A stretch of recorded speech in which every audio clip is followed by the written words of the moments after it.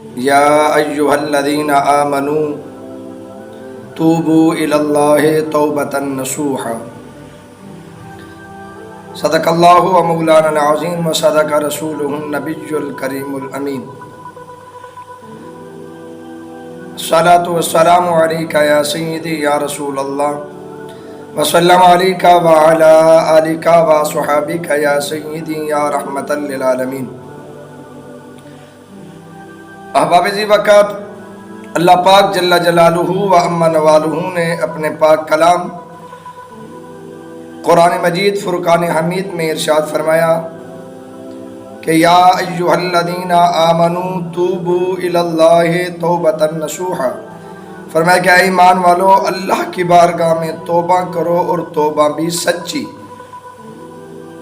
اللہ کے حضور سچی توبہ کرو، اپنے گناہوں کی مغفرت طلب کرو، اپنے گناہوں کی بخشش طلب کرو اللہ کی بارگاہ میں، گڑ گڑا کر، رو رو کر اللہ کے حضور اپنے گناہوں کی معافی مانگو۔ اللہ پاک جل جلالہ و عم نوالہ نے ہمیں جو زندگی عطا فرمائی ہے وہ اس لیے نہیں دی کہ ہم یہ اپنی زندگی عیش و عشرت میں گزار دیں، کھیل کود میں گزار دیں۔ اللہ پاک نے ارشاد فرمایا کہ وما خلقت الجن والانس الا لیعبدون۔ فرمایا کہ ہم نے انسان کو پیدا اس لیے کیا ہے کہ وہ ہماری بندگی اور عبادت کرے۔ آج مسلمان ذلیل اور خوار کیوں ہو رہا ہے؟ اس کی سب سے بڑی بدبختی کی علامت یہی ہے کہ وہ اللہ اور اس کے رسول سے دور ہو گیا ہے۔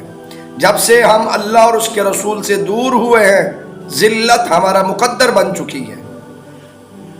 گناہ پہ گناہ کیے جا رہے ہیں، گناہ پہ گناہ کیے جا رہے ہیں، کبھی شرمندگی بھی محسوس نہیں ہوئی۔ توبہ تو بڑی دور کی بات ہے، انسان گناہ کر کے شرمندہ بھی نہیں ہوتا۔ اس لیے چاہیے کہ اپنے گناہوں کی توبہ کریں، وہ تو مالک ہے، تو معاف کرنے پر قادر ہے۔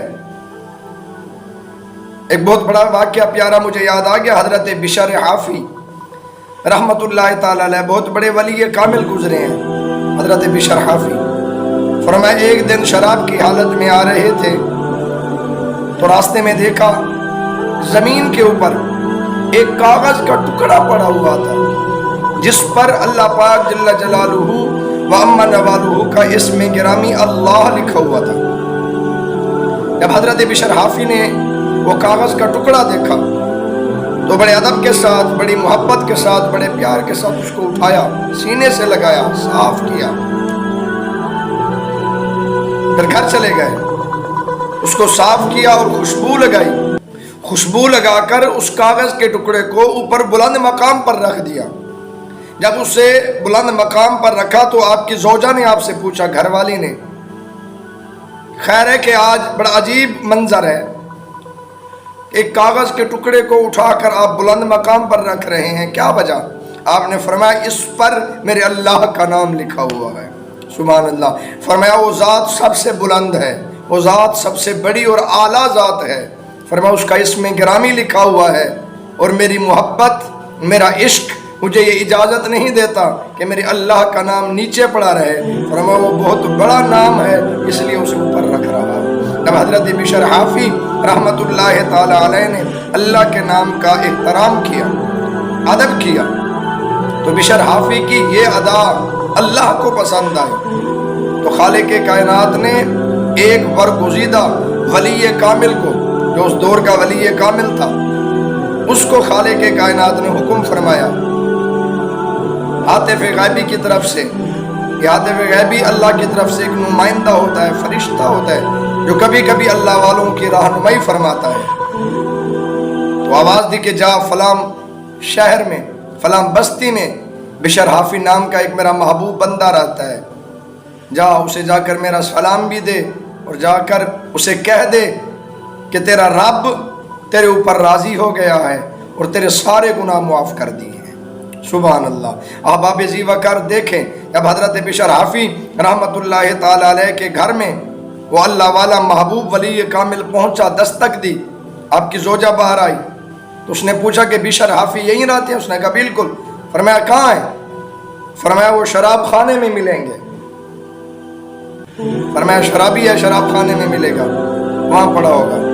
حضرت بشر حافی رحمۃ اللہ تعالیٰ علیہ کو ڈھونڈتے ڈھونڈتے جب وہ اللہ والا شراب خانے پہنچا تو دستک دی، ساکیے شراب خانہ۔ اس نے پوچھا کہ کون؟ فرمایا بشر سے ملنا ہے۔ تو حضرت بشر حافی شراب کی حالت میں دھت پڑے تھے، شراب میں تھے۔ جب اسے پیغام ملا کہ تجھے کوئی باہر ملنے آیا ہوا ہے، تو حضرت بشر حافی نے پاؤں میں جوتی بھی نہیں پہنی۔ کون آ گیا بشر کو ملنے کے لیے؟ جب باہر آئے تو شراب کی حالت میں تھے۔ اس اللہ والے نے سلام بھی دیا، اور سلام کے بعد کہا کہ تیرا رب تجھ سے راضی ہو گیا ہے، تیرا رب تجھ سے راضی ہو گیا ہے، اس نے تیرے سارے گناہ بھی معاف کر دیے۔ جب بشر حافی رحمۃ اللہ تعالیٰ علیہ نے یہ سنا تو آپ کانپنے لگے، تھر تھرانے لگے۔ میرا کوئی عمل تو ایسا ہے نہیں، وہ میرا رب مجھ پر راضی کیسے ہو گیا؟ جب بشر حافی نے یہ بات کی تو اس اللہ والے نے کہا میں نے بھی یہی رب سے پوچھا کہ میرا مالک وہ تو شرابی ہے، وہ تو شرابی ہے، نیک کام تو کرتا نہیں ہے، تو پھر تو راضی کیسے ہو گیا؟ تو میرے خالق نے مجھے فرمایا کہ اس کی ایک ادا مجھے پسند آ گئی، اس لیے میں اس پر راضی ہو گیا۔ اس نے میرے نام کا ادب کیا ہے، میں نے اس نام کے صدقے اس کے سارے گناہ معاف کر دیے ہیں۔ حضرت بشر حافی نے جب سنا تو اس نے اللہ والے کو گواہ بنا کر کہا کہ تو میرا گواہ بن، آج کے بعد کبھی بشر شراب کے قریب نہیں جائے گا۔ آپ نے پاؤں میں جوتی نہیں پہنی ہوئی تھی، آپ نے کہا اب آج کے بعد جتنا زندگی بشر اس دنیا میں رہے گا پاؤں میں کبھی جوتی بھی نہیں پہنے گا۔ پوچھا گیا حضرت وہ کیوں؟ فرمایا جب میرے یار کا پیغام، سبحان اللہ، جب میرے محبوب کا پیغام میرے پاس آیا ہے تو میرے پاؤں میں جوتی نہیں تھی، اس لیے بشر آج کے بعد کبھی پاؤں میں جوتی نہیں پہنے گا۔ حضرت بشر حافی رحمۃ اللہ تعالیٰ علیہ کی یہی ایک ادا اللہ کو پسند آ گئی، اور علماء لکھتے ہیں حضرت بشر حافی کے بارے میں کہ پھر اللہ نے آپ کو مرتبہ عطا فرمایا، ولی کامل کے منصب پر فیض ہوئے۔ فرمایا ننگے پاؤں چلتے تھے، اس لیے آپ کو بشر حافی کہا جاتا ہے۔ حافی کا معنی عربی میں ننگے پاؤں والے کو حافی کہتے ہیں، عربی میں حافی کا معنی ننگے پاؤں والا، اس لیے آپ کا نام بشر حافی ہے۔ علماء نے لکھا ہے کہ جس راستے سے حضرت بشر حافی رحمۃ اللہ تعالی علیہ مسجد کی طرف جاتے تھے، اللہ پاک جل جلالہ و عم نوالہ نے اس راستے پر جانوروں کو بھی حکم دیا تھا کہ یہاں پر گندگی نہیں پھیلانی، یہاں پر پیشاب نہیں کرنا۔ کیوں؟ فرمایا اس راستے سے میرا بشر ننگے پاؤں آئے گا، میری بارگاہ میں آئے گا۔ اب دیکھیں جو اللہ کا ہو گیا، اللہ نے اسے مقام کیسا عطا فرمایا۔ اس لیے چاہیے کہ اللہ کی بارگاہ میں اپنے گناہوں کی معافی طلب کریں، اللہ کی بارگاہ پہ اپنے گناہوں کی معافی مانگے۔ میرا رب قادر ہے معاف کرنے پر، معاف کر دینے پر۔ اب ایک مرتبہ معافی مانگ کر تو دیکھیں، میرا خالق رحمت کے دریا